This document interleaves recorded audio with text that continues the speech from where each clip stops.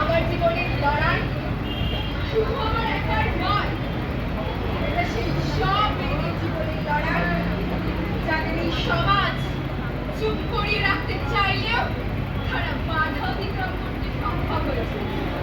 পড়াশোনার প্রতি আগ্রহ দেখে বাবা আমাকে মেয়েদের স্কুলে পড়তে পড়তে আমার বিজ্ঞানের প্রতি ভীষণ আগ্রহ হয়।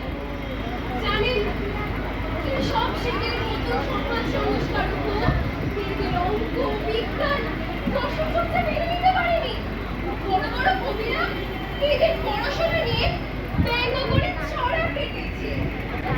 ছড়িয়ে গেল, ছড়িয়ে গেল, তুড়ি মেরে বেতার হাতে নিচ্ছে তখন এগিয়ে শিখে, তখন এগিয়ে শিখে, এগিয়ে শিখে বিরাট জীবন কবে সত্ত্বেও অদম্য ইচ্ছায় কলকাতা বিশ্ববিদ্যালয় থেকে স্নাতক উপাধি পায়।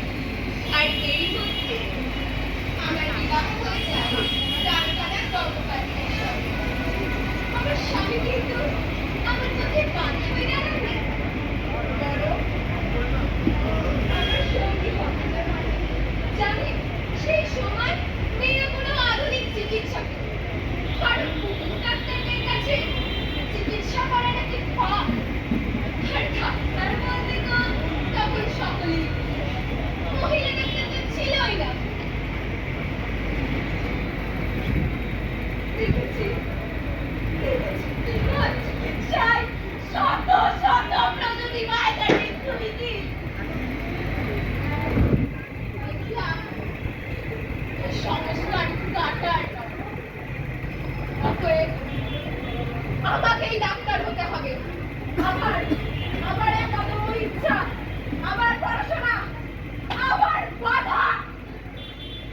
সমাজপতিরা তীব্র বিরোধিতা করে আমার পড়াশোনার, কেউ মেনে নেয় না আমার ডাক্তারি পড়া।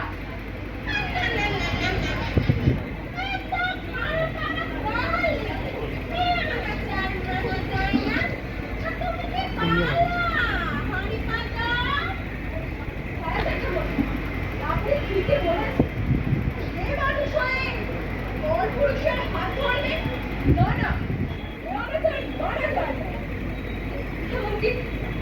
এমনকি মেডিকেল কলেজের কেউ আমার মেনে নেয়নি।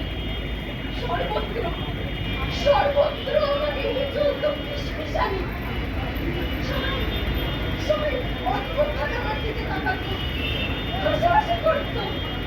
আমার সহপাঠীরা কেউ একটাও কথা বলতো না আমার সাথে।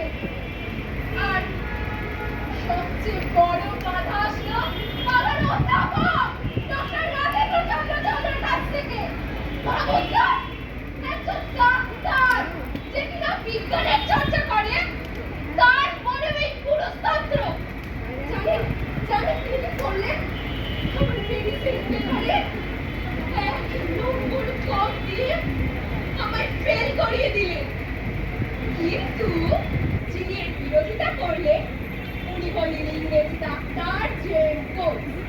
তিনি তার নিজ ক্ষমতা বলে আমায় graduate of the medical college of Bengal উপাধি দেন।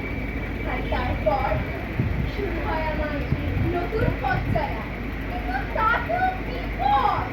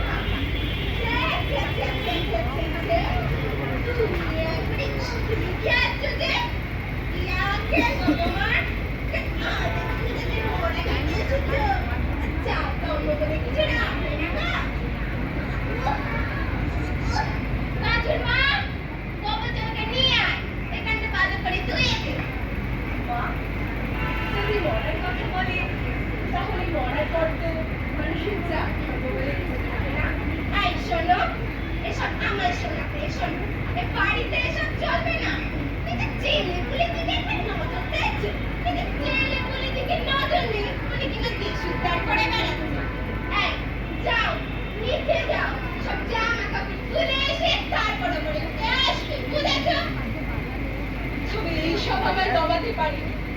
আমাকে প্রতিদিন লড়াই করতে হয়েছে, শুধু আমার একার জন্য নয়, সেই মেয়েটার জন্য যে বিনা চিকিৎসায় মারা যাচ্ছে, সেই মেয়েটার জন্য যে নিজের কথা বলতে পারে না, সেই মেয়েটার জন্য যে আমার ওনার পিতাকে প্রত্যাখ্যান করতে চায়।